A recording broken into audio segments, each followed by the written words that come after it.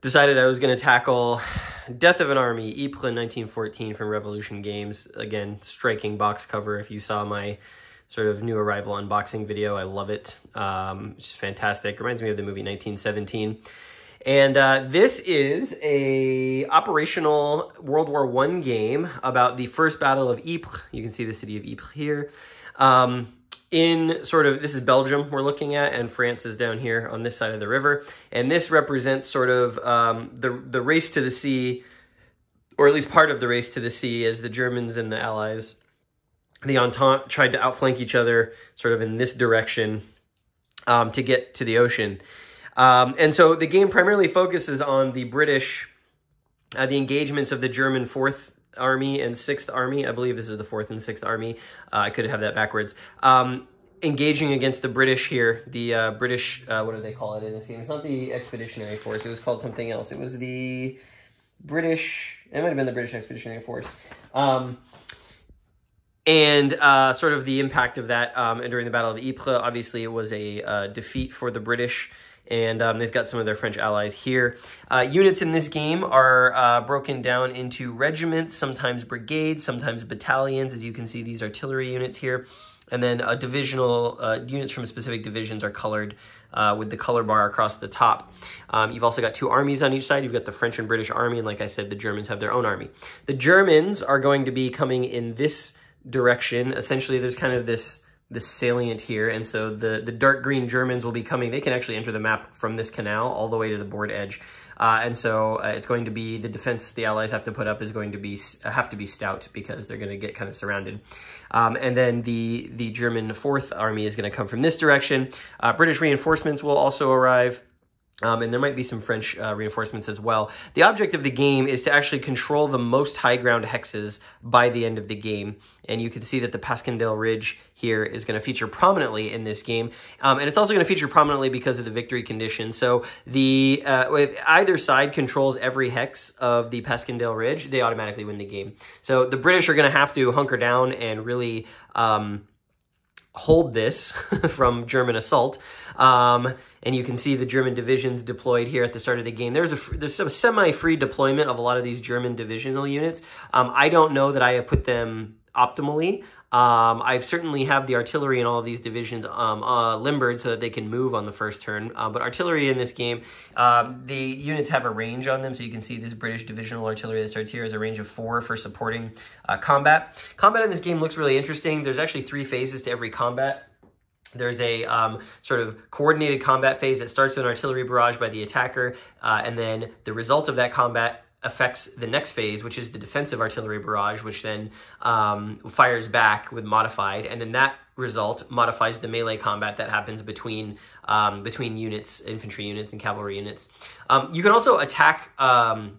It's interesting, you can do what's called attacking across the open. So if a combat unit is attacking and there's another combat unit within 2 hexes of that combat, they can actually advance 1 hex and join the attack, which is kind of interesting. Should make for some dynamic positioning and situations as we go. Fairly sticky zones of control, and some of this terrain is going to be difficult. These bridges are going to be critical for the Entente to hold.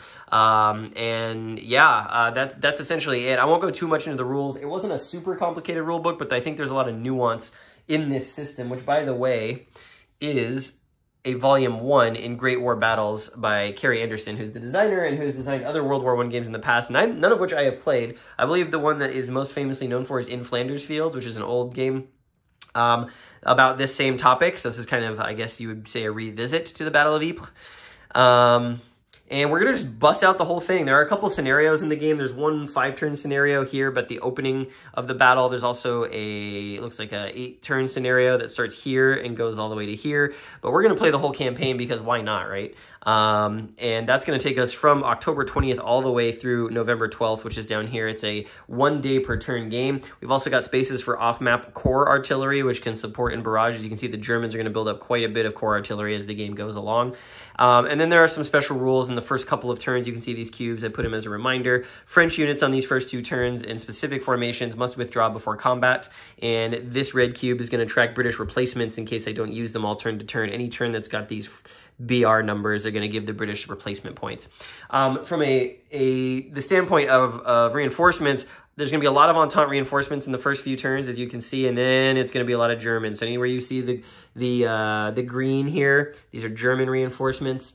Dark green, German, black, blue, or no, these are German as well, dark green. Yeah, some of these are blue, those are going to be French. You can see that we're going to get a lot of German reinforcements as we go. So the only advantage that the British have is that they have corps size units sometimes mixed in that we will see, none on the map right now, but they'll be coming in. Just a quick look at the counters once again. So your infantry units, you've got your combat strength, your stacking value, and your movement point allowance. No more than 4 stacking points per hex in this game. There's obviously terrain that's going to affect things. Artillery, you've got a firepower strength, you've got a stacking limit, and then your movement and the backside of the artillery is going to be when it's limbered and how far it can move. Some artillery can actually fire when it's limbered, which is kind of cool. It has to have line of sight. This number up here is the range, and so some of the artillery is bigger than others. Here's a 4.7 gun, 4.7-inch gun, and got an 18-inch gun here. And you'll have some French 75s in the game, not the drink, but the actual artillery. So we're just going to jump into it and get started. I believe the Germans go first. There is a short, let's see, where did I put it? There is a short exclusive rules for this game. Like I said, there's going to be a series of these potentially, but it's just literally a 4-page booklet, and most of this is sort of an overview. So it shouldn't be too complex to play, and we'll take you through the action. Thanks for joining me. All right, I'm going to attempt to walk through this initial opening combat here on the Entente side. So the Germans, whether good or bad, have marched into range and marched into contact with the French here near the western edge of Passchendaele Ridge. And, of course, the first turn rules of the game, and all these units had to withdraw before combat on the German turn. And I believe they had to do that when hasty attacks were declared. Now, on the Entente side of the turn, they are going to counterattack, and they found a weak spot here with this single regiment here in these woods, surrounded by some independent French cavalry and this infantry division here. So in this game, independent units without the color bar are allowed to combine with a division. Otherwise, all units have to be from the same division when they attack. This is, at the beginning of the turn, you get what's called the coordinated attack phase. This is sort of like your main attack. Then you go to movement, then you go to a hasty attack. So it really actually brings out the flavor of World War I, needing to prepare your attacks, and it being the first thing you do on a turn before you move. So there's some interesting implications to that. So we're going to figure out how that works.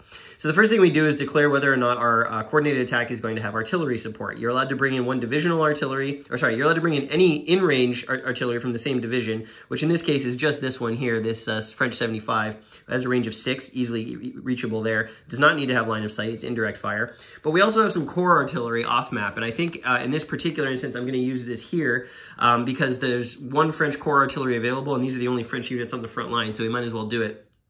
So we total up all of the factors on this artillery. That's a total of 6, and we look at the terrain, and it is woods, and there's a modifier of +1, and then we roll on the fire combat results table, which you can't see, but is right here, and there's just columns for strength. So we're going to roll. We're rolling on the 6th column. We add 1 to the roll. We rolled a 2, +1 is a 3, and that means we get a result of 1. What does that mean? Well, when we go to defensive fire, that 1 becomes a modifier to the German defense. It could have been a better roll, and I'm sad that it was not as good as I wanted. So now the German unit being attacked here is part of this division, which I believe is the 52nd Reserve Division.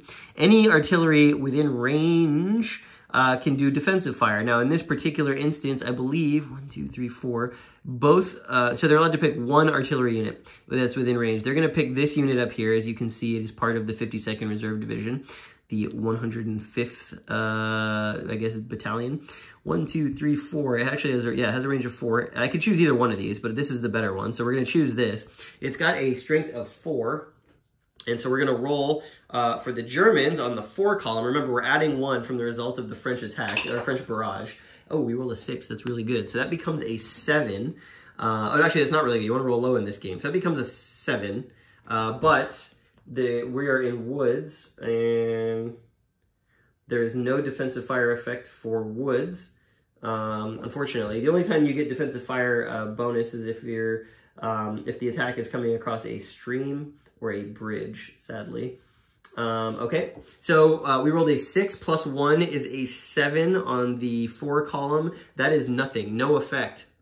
So there's not going to be any modifier to the melee combat that's about to happen. And by the way, we flip this to fired and put it off map. It'll come back at the end of the turn. So now there's going to be a melee combat here. And this is where the odds come into play. So we have got a 11-3 in woods. And here, let me show you. I'll show you real quick.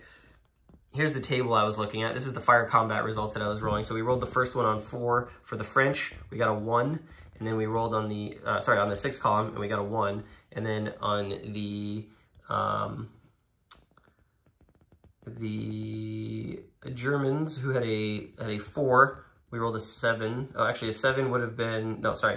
Okay, yeah, here we go. Top one's British. British have slightly better artillery. So on a 4, we rolled a 7, so you can see it was just shy of getting a 1. So now we go to the melee combat results table, and an 11-3 is going to be a 2-1. So we're gonna roll in this 2-1 column. There's gonna be no modifier for the melee, and we'll see what we get. So let's take the die, roll it. I rolled a 1. That's a really good roll. Remember, you want to roll low in this game. So on a 2-1, 1, we get 0-2. That's going to be 0 losses for the attacker, 2 losses for the defender. And that's not good because this is a 2-step unit. And so we can either take these, oh, I should have looked at the terrain. Did the terrain have anything? Let's see. Woods,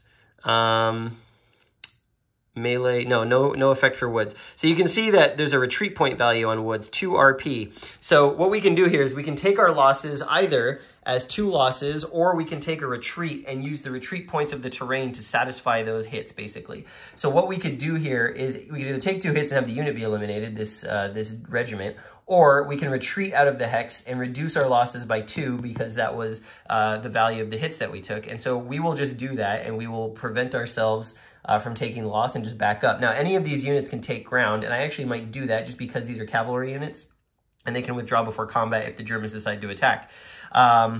So there we go. And so, yeah, that's how combat works in this game. It's gonna take me some time to figure it out and to figure out what the best use of the combat is, but that is, in general, what we're looking at here in this system. So making use of your artillery, having your artillery in the right positions is going to be super important. Reminds me a little bit of Burning Mountains, which if you've watched the video on my channel about that, you had artillery units and their positioning and whether they were available to fire or not was really critical to being able to make ground in that game. So that is the the Entente coordinated attack phase. I might do another one over here with the British.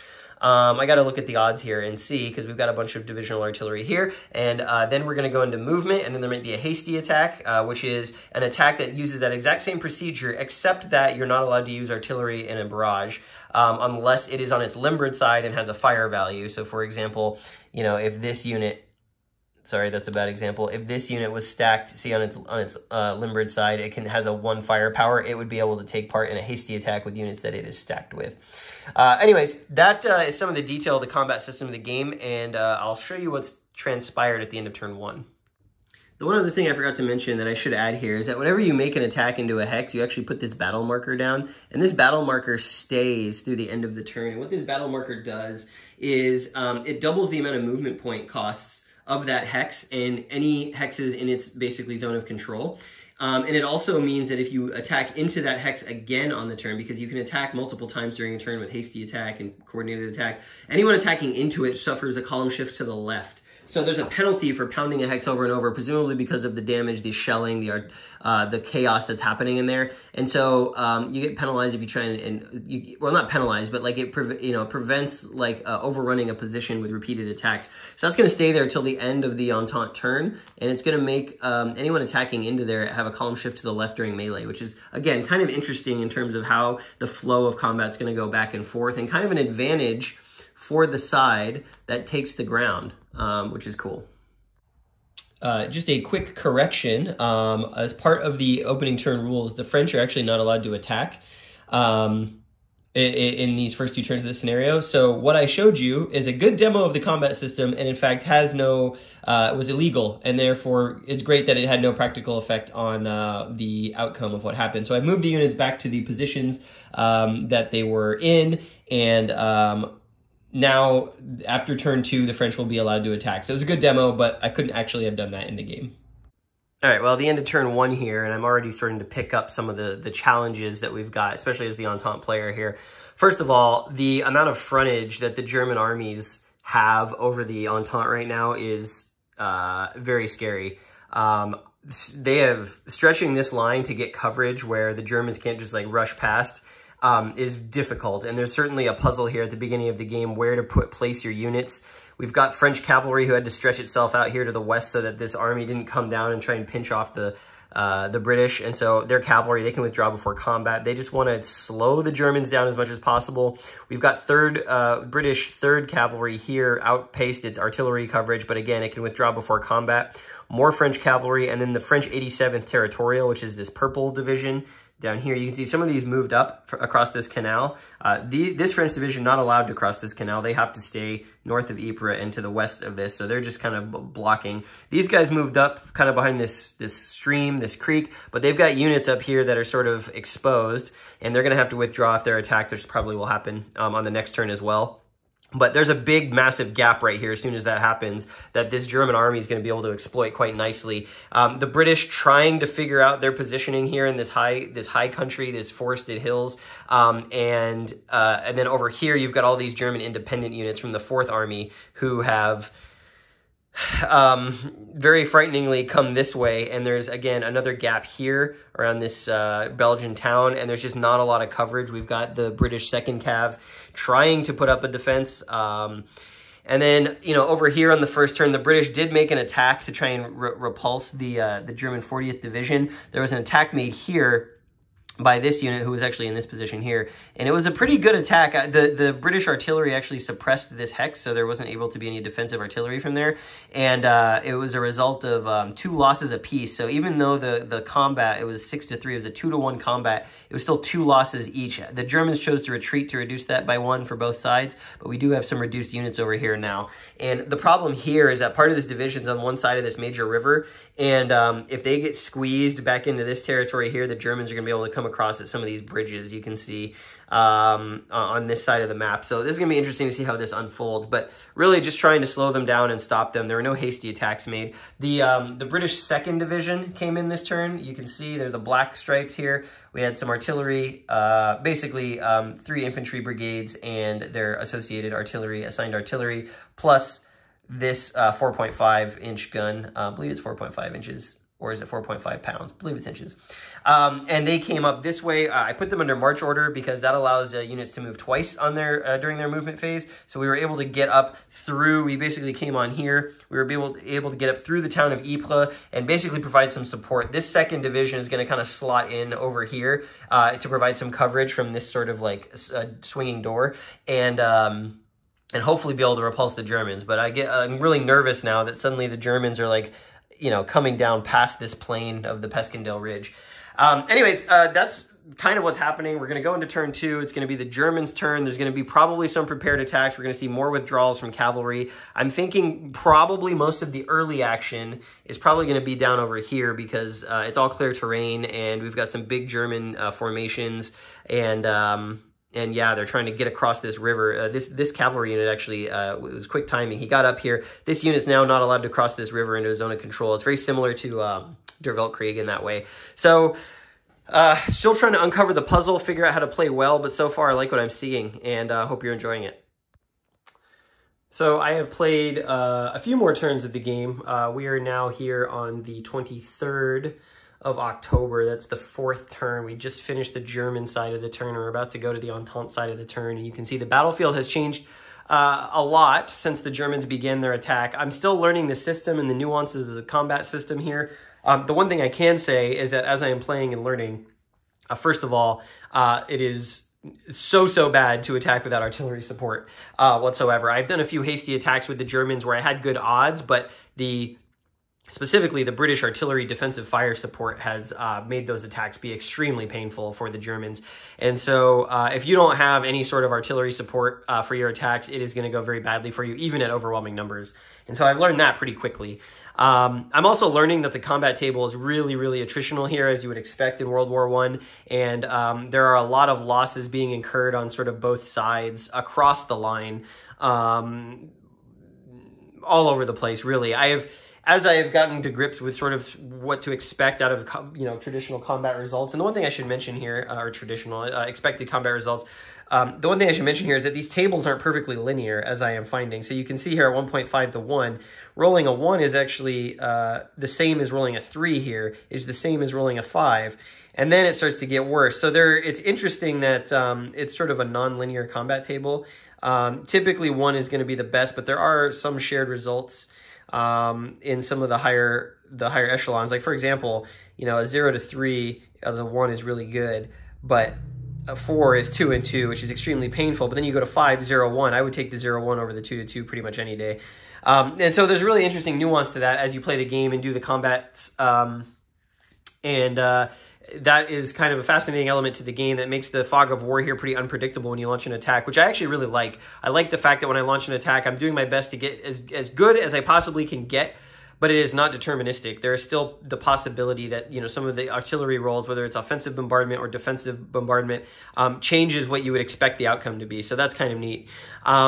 Over the last couple of turns, let's describe what's gone on. So we had some more German reinforcements come in here, some independent units, and then of the 6th Army, and then the 45th Reserve Division, which is this light blue. The German 6th Army is actually allowed to come from this side of the map, which is pretty terrifying, actually, because, as you saw, the game started with most of the German advance in this direction, and then suddenly on October 22nd, the 3rd turn, suddenly you get this advance by the Germans, or you can get this advance by the Germans like this. And so the French 87th Territorial had to quickly adjust along the front and spread over to make sure that they were protecting that flank of the army, essentially. And they did that. And then you can see under all these march orders here, the French 17th Division has hurriedly rushed to get to the front, and they're going to try and slot in this general area. These French independent cavalry have been taking a beating, but they've also been giving back. As you can see, we've got some reduced German regiments here. I actually just reformed two reduced German regiments into this full-strength regiment here that's sitting on this artillery piece. And so I can see why the opening scenario of the game is the Battle of Langemarck, because Langemarck is under this hex right here, and most of the action, most of the heavy combat has been taking place in and around Langemarck as the Germans try and push the French line back. The French are a little bit easier to handle because their artillery is not as good. The British artillery is receiving a one-column shift to the right, both on offense and defense, because of the way the table is oriented. So the Germans trying to press the French back in this direction. They made some headway. This French cavalry unit is in a real heap of trouble. He cannot escape. So the zones of control being so sticky in this game make it very dangerous when you get a unit sort of separated from the line and kind of extended or surrounded. And I'll show you another part of the map where that happened as well. But this French cavalry division is kind of stuck in these woods, and he's not able to escape because of this quick advance from the 45th. So he's basically been taking a pounding and not able to leave that particular spot because he can't go here and he can't go here because that would overstack the hex. So he's just going to have to try and hold out. I mean, thankfully the German regiment he's facing is also reduced, so there's probably not going to be too much more action there, although I might give it a try on the next Central Powers turn. Elsewhere up the line, the British 2nd Division has come in and taken their space here on the northern part of the British operating area. The 52nd Reserve has actually driven over past Passchendaele and over the ridge, which is nice for them. Elsewhere, the British 7th have been holding off the 53rd Reserve. There have been some attacks against these British brigades who are really large, have lots of combat strength, but to no avail, no successes. And so the 53rd Reserve has backed off. They had to reform this unit this turn. Just to their south, though, near Gelluvelt, the 54th Reserve has actually made great headway, and they are assisted by this independent German cavalry division here. They've come through. They actually eliminated, I'll show you the dead pile, they actually eliminated an entire British brigade over the last couple of turns. So these are 3-step units. This is the 3rd step, so you can see they've been defeated. There's another 3-step unit that's been defeated. I'll show you where that happened. But more importantly, this free-stacking armored car company was also killed, unfortunately. He got caught out near Gelluvelt, and he was unable to retreat retreat because of this cavalry swinging down here and blocking his retreat path. And so that was pretty devastating for the British defense here. Now the 54th Reserve Division is going to be able to move in here and put some pressure on. The British 1st is going to try and hold it. This is a brigade that's been severely reduced. He's on his final step here. And so there's kind of a area of exploitation here. The Germans, if they could just get some manpower in this general area, they'd be able to do some damage with. Elsewhere, we've got some light skirmishing, most of it cavalry related. The Germans did manage to finally get across this canal. They pushed this 2nd Cavalry Brigade back, took some losses doing it, and now the 4th Army Cavalry is starting to move in here. These are powerful units. They're 5 strength points. They're independent, so they can combine with other divisions, but the British 2nd Cavalry is really not a match for them, and now suddenly there's some stress being put on the south end of the British line, which is kind of thinly held. And then finally over down here now, Armentières, the British, so this unit, this British brigade that was on the south side of the river has been taking a beating from repeated German attacks. And you can see these 2 German regiments from the 40th Division have pushed that unit all the way back into the city. He's trying to hold this bridge, and he's been unable. He's been taking a lot of losses, having to retreat. And so what the Germans are trying to do here is force the British to the north of the river so they can come down here through Armentières and get through. Now, they've run out of steam a little bit just because these 2 regiments are reduced, but we still have a 3-to-1 advantage against this sort of last step of this brigade. The problem is the city defense is pretty powerful. So you can see some of the advances happening. I really like the way that the game is flowing. And the story that's kind of evolving here, the British putting up a pretty solid defense here to the north, and elsewhere in the south, kind of mixed results. The French are going to try and bring in some relief to this cavalry. We're going to get even more French reinforcements in a couple of turns there as well. And then that might slow things down a little bit, and then we're going to get a huge addition. That I think is 1, 2, 3, 4, 5 divisions. And 2 corps artillery formations are going to come in for the German 4th Army, 4th Army. And so, or is it the 6th Army? I keep getting that wrong. And I'm going to tell you right now that it is the German 6th Army down here. So the German 6th Army is going to get a huge ton of reinforcements, and that is really going to stress the Allied line. So they can't ignore this southern flank, basically. So that's where we're going. It's a bit slow playing. It's not as quick playing as a lot of the Revolution games there are. There's kind of a lot of nuance to this that you really don't understand until you have gone through a couple of turns, like I was saying. But I am enjoying it, and I'm a big fan of World War I, and this really gives a good period World War I feel. All right, well, we've reached the end of the Battle of Langemarck scenario that would normally be sort of the intro scenario to the game or the short scenario to the game. And this is the opening German attack towards Langemarck, which is here. And the Germans basically would score in that scenario based on the number of high ground hexes they take on the Passchendaele Ridge. Now, before the Allied or the Entente turn, they had a commanding lead in terms of the number of high ground hexes that they controlled. And it would have been a serious victory for them. But as you can see by all of these battle markers that are all over the front, the Entente counterattack this turn was extremely brutal. There were a lot of casualties on the German side. A lot of these hexes actually have ground that has been taken. Like you can see here, the French 17th Division.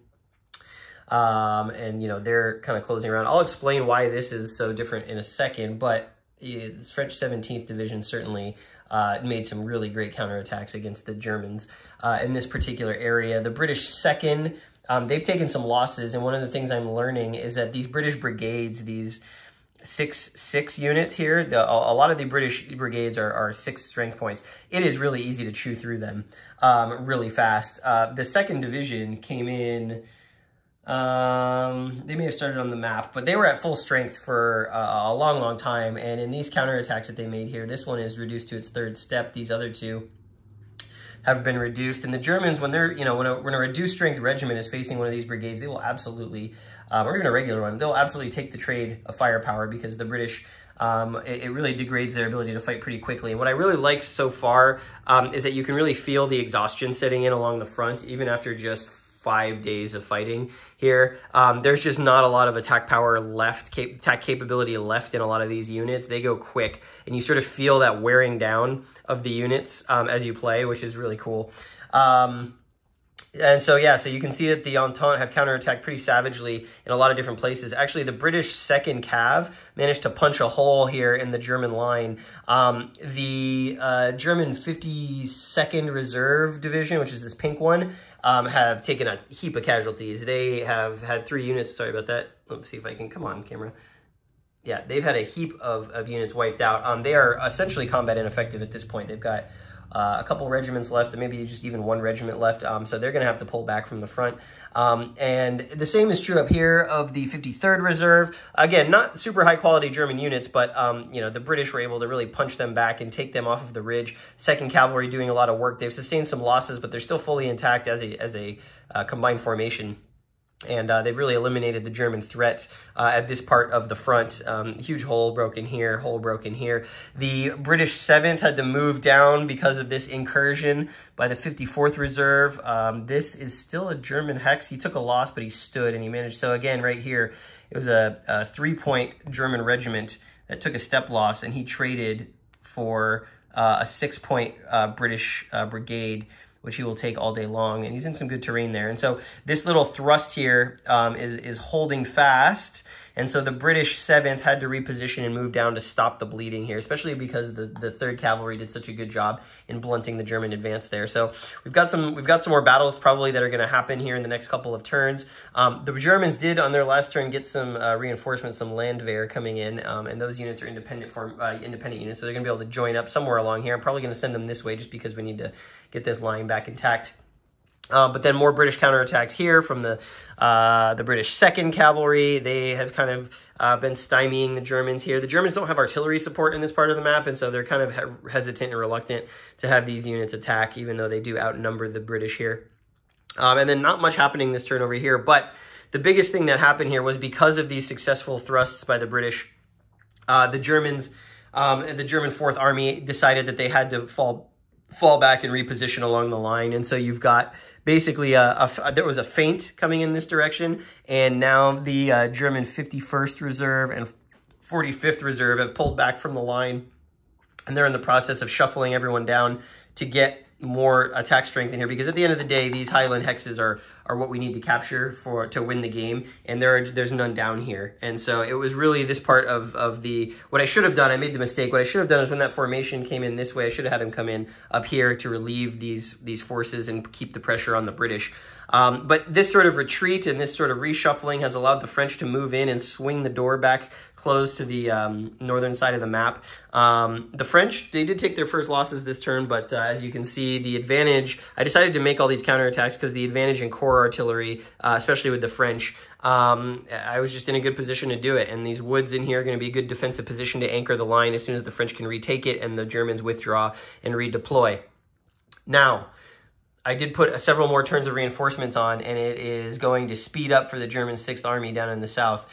And I can't wait to see what we can do over here, because we've got some juicy targets here and here and here and here, and we can possibly get some divisions moving in on this part of the line. And the British aren't really getting any reinforcements for a while. You can see there's some more French coming in next turn and some more French coming in there. And so they're going to try and consolidate their position, but you know, it's taking a heavy toll. And as far as World War I games go, that's kind of what you want to see on both sides. Every attack, you pay a cost for it, and I definitely feel that happening here. The designer has done a great job in evoking sort of that over-the-top feel for what's happening. So that's where we stand. That would be the end of the Battle of Langemarck scenario. I should mention, how many hexes do we control? Highland hexes. We've got 1 here, 2, 3. The Germans control, and 4. So even though there have been losses, and even though the British have pushed them back, the 4 Highland hexes in that scenario would have been a German substantive victory. So the Germans doing a good job causing losses along the line and gaining ground. This seems to be a game of sort of, there's like a 3-hex window here that you are really capable of obtaining. It's not like a World War II game where you're doing sweeping movements. So I feel like I have played the Germans pretty well. It's definitely slowed to a crawl, and I definitely need to relieve some of these exhausted divisions in here, but the British aren't really much better shape. They've taken a bunch of losses as well. Now it's turn here, October 26th, we're going to start getting some British replacements. So one step of British units are going to get replaced here. And as we go, you're going to see as the game goes along, more British replacements. So the Germans want to inflict maximum casualties wherever they can on the British specifically to make sure that their fighting strength doesn't sort of ramp up towards the end. And so, yeah, we're going into uncharted territory at this point. We're going to be going to October 25th. We got 3 turns before sort of that second scenario in the game would start here, and then we'll reevaluate what's going on.